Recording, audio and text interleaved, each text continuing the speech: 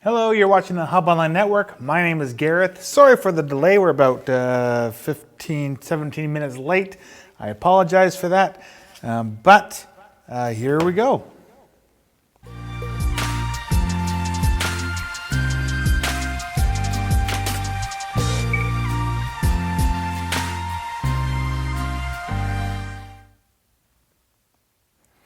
So the reason we were late is I was trying to upload an interview I had done with Joan Henderson from the Equality Project. She has been working, that they were evacuated yesterday due to the flooding in Cache Creek.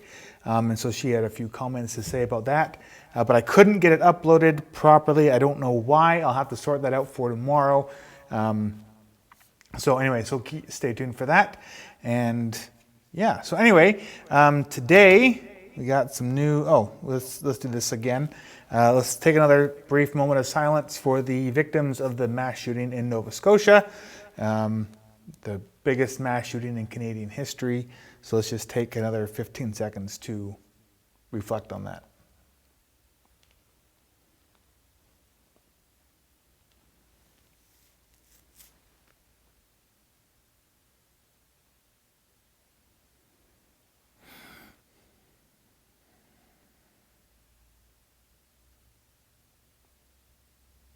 Okay, and of course our thoughts and prayers go out to all those people that are affected by this in Nova Scotia.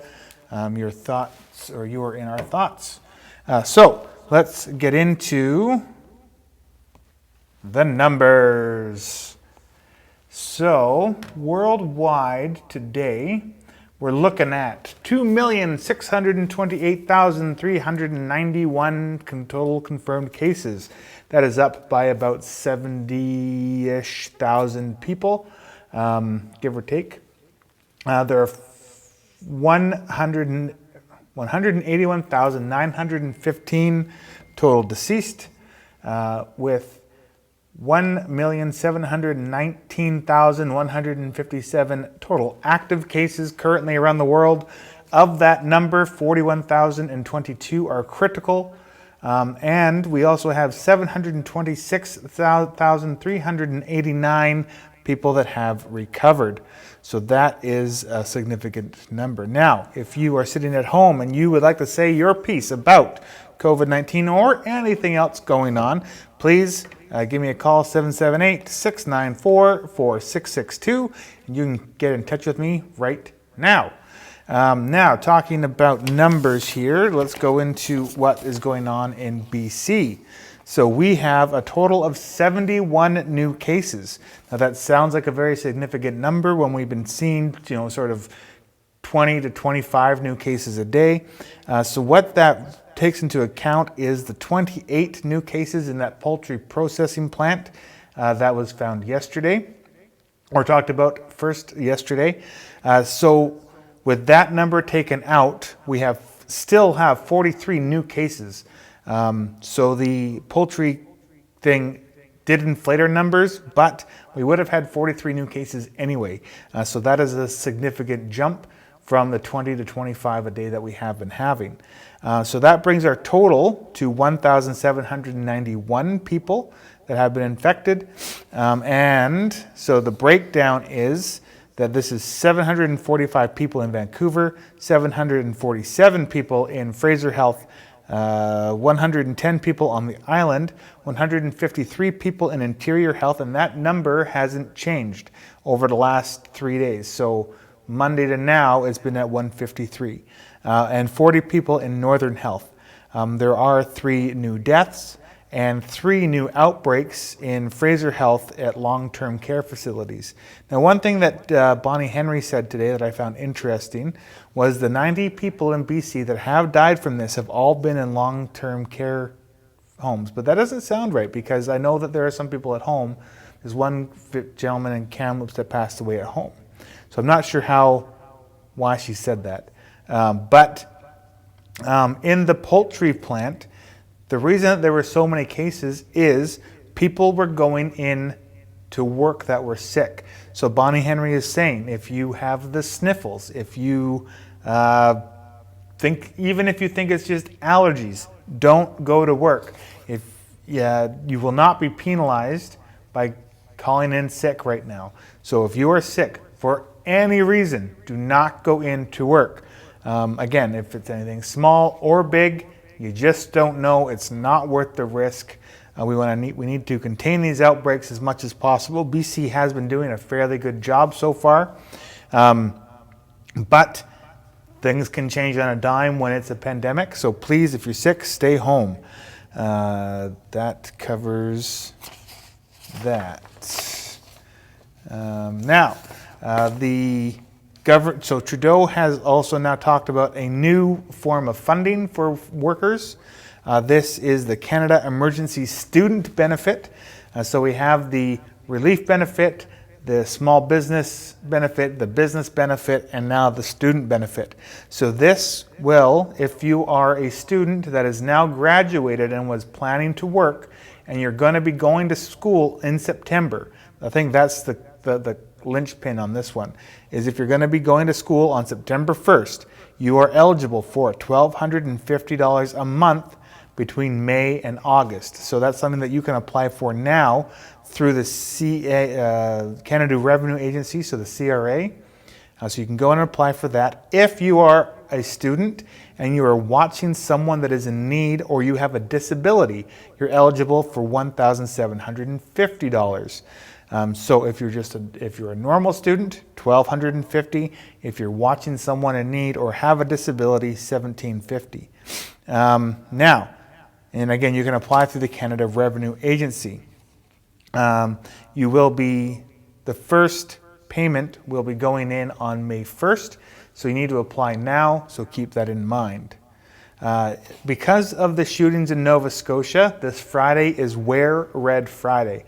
So we're going to be doing our 1-year birthday celebration here at the Hub Online Network at 4. We will be wearing red. Jessica will be in the studio with myself 15 feet away running the board. But we will both be wearing red. And the COVID-19, so in Canada, just to go back to the numbers here for a sec, in Canada we've passed 40,000 cases with just under 2,000 deaths, or at 1,971 deaths. So just below the 2,000 number. And it is Earth Day, so happy Earth Day if that's something that you are into. Now, let's do something fun here before we start talking about floods. So we have a video from Jessica, and she's making brownies, I believe. Hi everybody, and welcome to my kitchen. Today we are going to make some yummy, delicious, gluten-free brownies. Now, I am going to also make them egg-free and also not put any oil in, but any which way you want to do it, you can do it. So the recipe itself calls for 2 eggs, some melted butter, and we're just going to mix it all up. With gluten-free stuff, we do want to let it sit for 20-30 minutes before we throw it in the oven. So we'll let it sit, and then we'll bake it, and then we'll have some yummy, delicious brownies to try later. So, step 1.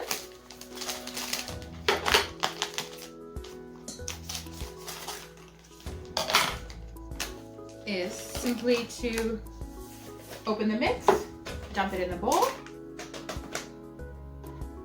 Step 2, so I'm using pureed pumpkin for my egg and oil replacement. And that was just over half a cup. I'm going to mix that all together.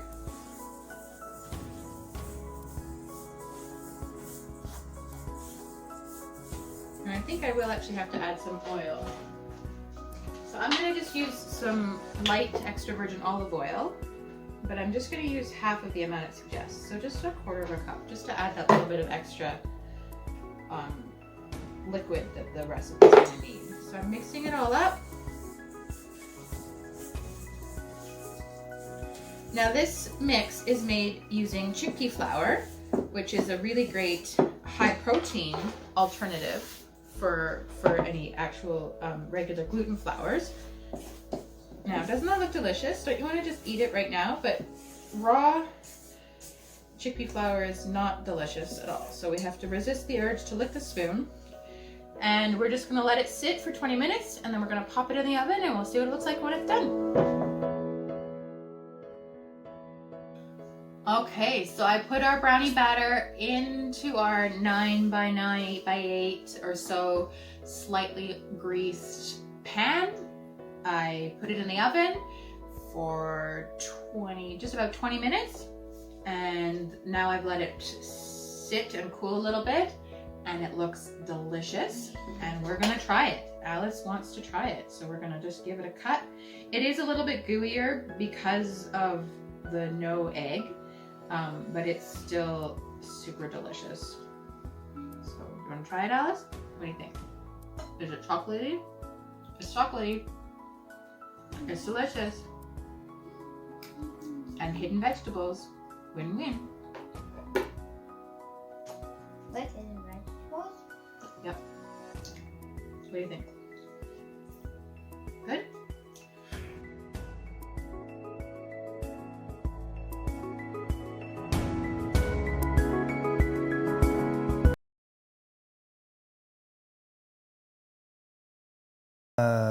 Thank you, Jessica, for that. So Jessica is also at home in the chat. So if you would like to just type something in, Jessica can respond to you right now. So let's start talking about flooding. Now the flood hasn't changed too much, so this is going to be a lot of the same information as yesterday, but it's still good information. So these are some pictures from the Nelsons, Charlene Nelson, and so what she says is that she has been measuring the heights of the water by her place, and it has rose 13 inches from the 16th to 18th, and then 22 inches from the 18th to 19th. And then last night it rose a lot. This was a couple nights ago. It was too unsafe for her to measure, but the last time she did measure, this is the Cache Creek, it was up 10 inches from the 19th. Now, what's been going on is the Cache Creek itself has been receding or going down a little bit. It's not down a lot, it's just down a little bit. The main concern moving forward from everything that I can see is the Bonaparte River, which is the one that runs sort of behind Lordco, by Husky, and then behind the Sage and Sands Mobile Home Park. And so there have been several evacuation alerts issued. And I'm going to play the video again from yesterday just to give you guys, I mean, I already say it here, so I might as well do it again. So here's my video from yesterday. Good. Hello, my name is Gareth. You're watching the Hub Online Network.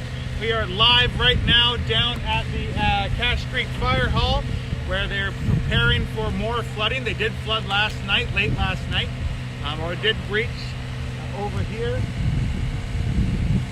So anyway, there's been lots of updates about this. So as of today, the village of Cache Creek has declared a local state of emergency. So what that means, and I'm just going to read this whole thing to you here, is whereas there is a flooding event within the jurisdiction of the village of Cache Creek, and whereas the flooding poses an existing or imminent threat to people and property within the areas in the vicinity of Cache Creek between Courts Road and eastern boundary of the village of Cache Creek. Now, therefore, it is hereby ordered pursuant of Section 12 of an Emergency Program Act that a state of local emergency exists within the village of Cache Creek for properties in the vicinity of Cache Creek due to flooding. It is further ordered that the village of Cache Creek, its employees, servants, and agents are empowered pursuant to Section 13 of the Emergency Program Act to do all acts and implement all procedures that are considered necessary to prevent or to alleviate the effects of the emergency. Ordered by Mayor Sandro Tallarico as of today. So that being said, now let's just take a look around at what's going on here. So there are lots of bobcats. There's bobcats over here and on the other side of the fire hall, and there's backhoes and stuff over here. They put in a lot of riprap or rocks to try and hold the banks on either side of the river in check. So hopefully that holds. You can see all of the big sandbags and cinder blocks that have been put up to help protect the fire hall. A couple years ago, the water came up and went right through the fire hall, causing a lot of damage. I gotta say, good job to the village for being proactive and being able to facilitate everything that's been going on here. This is the main, main area that does get flooded out and creates a lot of problems. So then we have a public notice of stage 4 water restrictions. So if you're watching in Cache Creek, stage 4 water restrictions for emergency repairs. This limits water usage until further notice. So for any purpose other than drinking, food prep, and personal hygiene. So no watering your lawns, anything in excess of drinking, food prep, and personal hygiene is not allowed on the stage 4 water restriction in Cache Creek. We also have, so if you are living on in the vicinity of the Cache Creek River and or Bonaparte, because they are expecting the Bonaparte River to go up as well. If you're living in anywhere pursuant to those areas, residents who require sandbags. So sand and bags are available to be filled at the old recycling area near the post office, in the library parking lot, and the Trans-Canada Highway, and at the far end of Cache Creek Park. So there are several places that you can go to get sand and bags, by the post office, in the parking lot, at the library, and at the far end of the Cache Creek Park. So if you please maintain physical distancing, as we also are in the midst of the COVID-19 pandemic. So remember, COVID-19, keep your physical distance. Post office, library, and north end of Cache Creek Park. Now there have been a few evacuation orders as well. So pursuant to Section 12, an evacuation order has been issued by the village of Cache Creek due to imminent danger for life safety caused by flooding of the Cache Creek. So members of the RCMP and other applicable agencies will be expediting this action. The evacuation order is in effect for Cache Creek Motor Inn. So that is the hotel that has the subway attached to it. So the Cache Creek Motor Inn has been evacuated. Dairy Queen has not been evacuated yet. There are still people going through the drive-through. So what you must do is tenants have been notified. Please register at the ESS. So there is a emergency reception area attached to the Cache Creek Community Hall. So if you are in the area of the Cache Creek Motor Inn, or there's another one as well. If you are on Courts Road or Brookside Campground, so anywhere along the riverbank that follows Cache Creek, if you're in any of those houses to the Brookside Campground, you're also on evacuation order. So please follow the travel route provided and register at the ESS Reception Center located at the Community Hall. If you need transportation assistance from the area, advise the person providing this notice or call the reception center at 250-457-3081. Again, if you need help and or transportation, call 250-457-3081. Shut off all gas and electrical appliances and other refrigerators and freezers. Close all windows and doors. Close gates, but do not lock. Gather your family, and if you have room, take neighbors or someone in need that needs transportation. Do not use more vehicles than you have to. Take critical items, medicine, purses, wallets, and keys only if they are immediately available. Take pets in pet kennels or on leashes. Do not use a telephone unless you need emergency services. So don't call this number unless you need something. This is not a question line, this is a response line. Other information will be issued as needed as the situation changes. Mayor Sandro Tellerico. So we also have an update from the Equality Project here. They have also been evacuated, and they say a quick update. The Equality Project, as of noon today, they have been evacuated. The village of Cache Creek is saying that they will be evacuated for at least 7 days. We are hoping the village will be able to change that order and let us get back to serve our people soon. Thank you, Hub Online Network. So if you were expecting help from the Equality Project due to COVID-19 or just for any other reason, they have been shut down for at least 7 days based off of an evacuation order. So anyway, let's take one more quick pan around just to see all the work that's being done.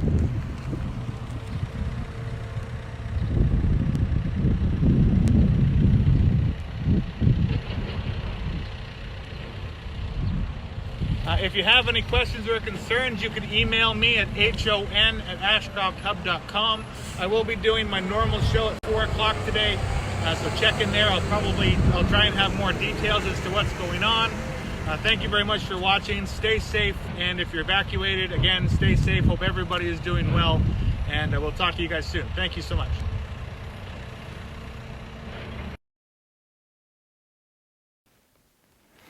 So yes, so that was a main chunk of information from yesterday. The rest of it, and if you have anything that you'd like to say about the flood, again, give me a call, 778-694-4662. And if you're near the river, let us know what's happening in your neck of the world. But note to residents, due to the current flooding situation, the village water line flushing has been postponed. And the village has increased the area of evacuation alerts to include residents of the Bonaparte River side of Old Caribou Road, the Bonaparte River side of Nugget Road, and the Sage and Sands Mobile Home Park. And the RCMP were out yesterday knocking on doors, giving people letters stating information to that effect. We got one. We live in the Sage and Sands Mobile Home Park. And this morning we spent a good, I was there for about an hour and 45 minutes filling sandbags. And thank you to Marcy, Amy, Heather, Kaylee, Don, Maggie, May, Daryl, Amelia, and myself for filling up those sandbags. I'm not sure if anybody else showed up after I left, but they were out there for another half an hour after I went to go get ready to go to work. So thank you everyone that was filling up sandbags this morning. My father-in-law made a very interesting contraption where you can take plant pots, cut out the bottom, put the sandbags on the bottom, and then put it into a holder so you can fill up like 6 bags in one load of shoveling. So that was very, very great. We had 2 of those going, so we were able to fill up 12 bags in like 3 minutes, and then you tie them up. It was great. So that was very ingenious of Mr. Donald Hilliard. So thank you very much for that. What else do we got? The village has provided, so the village has provided sandbags to residents. Of course, I think I covered this in the previous video, but that is at the library, at the old recycling area, and in the park in Cache Creek if you need sandbags. There's no point in waiting. Let's get those sandbags filled up. Brian Gross did fill up 400 sandbags last night, I believe, by himself. I'm not sure if anybody helped him, but he filled up 200 in the Sage and Sands Mobile Home Park area and 200 at the library. So thank you very much, Brian. You're rocking it. So yeah. Now we also have another video. This one's a little bit more lighthearted, so we can change things up a little bit. This is from Joe Petty. We have been asked to put in more arts and crafts into these types of shows. So here is Joe Petty talking about painting rocks. Hi guys, this is a little video about rock painting. Anne McCaig was out driving and we had a little chat from a distance, and she wanted to know if I could show you guys how to make rocks, how to just paint rocks out of stuff that you already have around your house, old paint and stuff. So she gave me these jars of paint, and I wondered about some of them because rocks are usually gray, and here she gave me a gray. And there's a brown, and that's kind of a color that's out there a lot too. But here's another gray, which is they're beautiful colors, Anne, but I don't know if they'll work good for painting a rock. Anyhow, and there's a beautiful yellow, and there is a really earthy red. So when I saw these colors, I thought, well, what do you think Joe Petty thought? I thought sunflower. And then I took some of the other colors that I have found in my studio from an old murals that I used to paint. Lots of you know I've painted all walls all over the place. So I found a violet, and I found a blue. So I added them to this house paint that Anne had given me. There we go. And then I got a bunch of rocks and I painted them all a light color. How do I do? There we go. Because it's nice when you're painting rocks to have a base. So I painted them all that color for my base color, and that color is right there, and that's color that's in my studio, the walls in my studio. So this one is house paint, and that one is house paint, and this one's house paint, and there's my blue, and there's my purple that I have. So the next thing I did was I looked at these and I thought, what could I paint? So I went over and I painted a sunflower, and then using the yellow and the red, as you can see, and then a few just a bunch of little dots that I made with the end of the paintbrush, going in different directions and different sizes, just to kind of fill that in. And then I just thought of some lupin kind of flowers, and then there's some little yellow dots in there just to give it a little something different to look at. And the green, that's right there, I made by adding the yellow. I took the yellow and I added a tiny bit of blue to it, and you can see it made a really pretty green color. And I used different tones of that, so little stronger amounts of blue or a little more yellow to get different shades of green. Always when you're mixing color, mix your darkest color into your lightest color. Then I was looking at this rock and I thought, wow, you look like a little fish. So I started painting what in my mind was looking like scales. Then it started looking like something else, not a fish. So I decided, okay, well, I don't know what you are. You're some little creature, so I'll paint you, give you some eyeballs, and I'll give you a smile. And I'm just going to leave you like that. You'll just be a happy little thing to lay on the ground somewhere and hopefully give somebody a smile. And then I went to Desert Hills, and they had these just gorgeous pansies, and they're all over the place. They're just absolutely stunning and beautiful. I thought they'll be a good inspiration. So I brought them back to my studio. Look at them, look at the color. And I painted a pansy, and there it is. And then,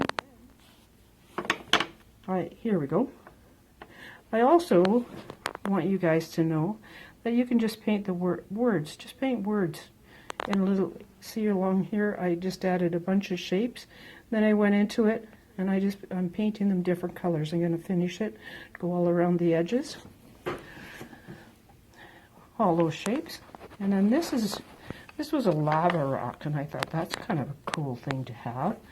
And I just painted, I let the paint kind of skim over the top, so the high parts got painted this bluey purple color, and then the white parts are left to play with. And I thought, well, let's just take a Q-tip and we'll add some dots, and we'll just keep adding dots. And this one's just going to be all about shape and color. That's all that's going to be. So it's easy little thing to do. We just wanted to give you something fun to think about, something fun to play with, and maybe take your rocks, put them in your driveway, your own driveway, take them down to the post office. I think I'll take these guys down to the post office. And they just give somebody, and especially in this time, something fun to just look at and pause for a second, maybe smile a little bit.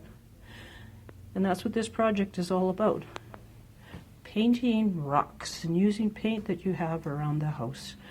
Where in my case I had a couple colors from my studio. So there you go. That's what we did.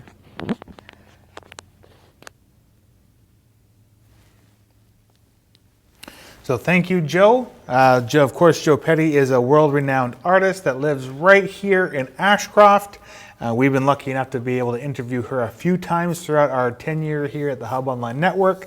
And of course, you can see all of those interviews just on our YouTube page. So make sure to check that out. Now, do I have anything new to report? There isn't really anything much else going on other than, of course, the Ashcroft Cache Creek helpline. So if you or anyone that you know of needs help, the people here at this phone number can get help to you. They can help you get groceries dropped off to your door, prescriptions, mail drops, spiritual support.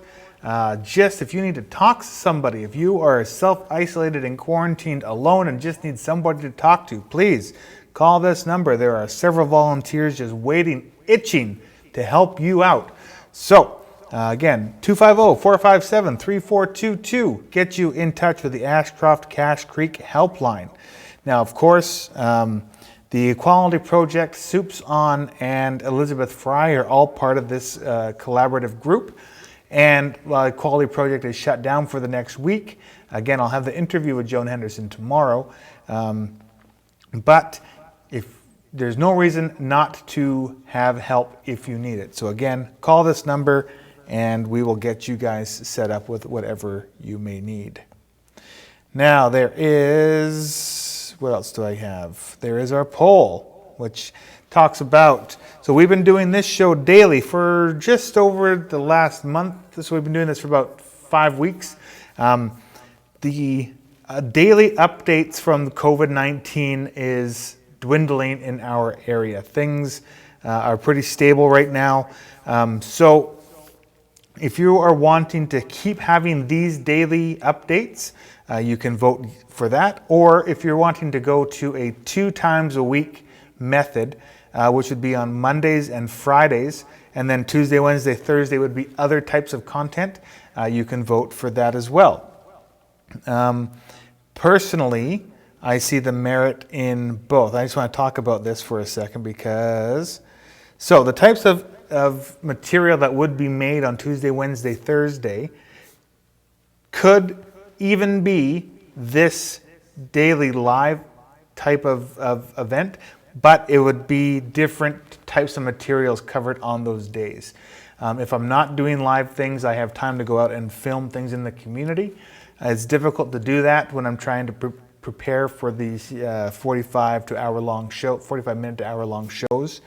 And so even today when I went and interviewed Joan, tomorrow I'm interviewing Nadine Davenport over video chat. Those things take up extra time. I could make something really, really great if I wasn't doing something live. Or I can try and just really theme the live shows on Tuesday, Wednesday, Thursdays, something other than COVID.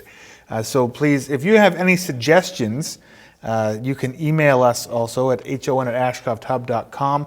We would love to hear your thoughts on the type of material that you want us to do. So don't just do the poll. Tell us the types of material that you would like us to cover. And as long as I can do my 2 hours of civic material a week, I can spend the other time doing all sorts of other stuff.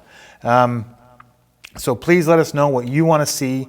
And we also have going on our scavenger hunt. So what this is doing, getting everybody prepared for, is our 1-year birthday celebration, which is happening this Friday at 4 p.m. So the scavenger hunt would get you out of the house with safe physical distancing, doing all sorts of fun stuff around both Ashcroft and Cache Creek. One of the events is even in front of my house. So please, if you haven't done the scavenger hunt yet, go ahead and do that and get your submissions in by Friday. You can send it to us through Google Drive, or I believe you can even send it through just Facebook Messenger, and we'll be able to download from there and get things prepared for Friday.